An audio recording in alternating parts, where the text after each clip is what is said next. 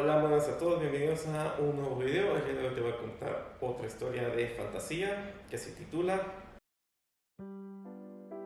El último susurro del bosque encantado.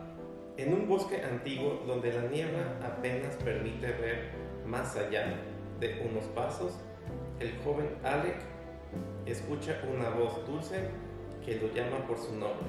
Aunque teme, siempre una extraña atracción y se adentra en la espesura.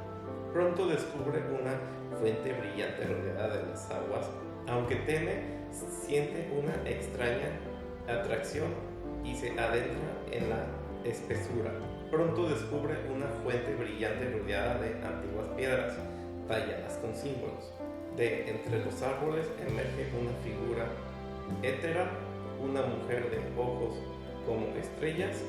Soy el último susurro del bosque, dice, ayúdame y este lugar será tu refugio. Alec asiente, pero la visión se desvanece, dejándole solo un colgante que brilla en la oscuridad. Al girarse, el bosque ya no es lo mismo, se encuentra en una llanura desolada donde el tiempo parece haberse detenido, ha cruzado al otro lado. Bueno, pues hasta aquí el video, espero que te haya gustado la historia de fantasía. Si quieres alguna historia en específico, házmelo saber en los comentarios y en el siguiente video te lo contaré. Muchas gracias y nos vemos para el próximo video. Comparte, pues, si quieres.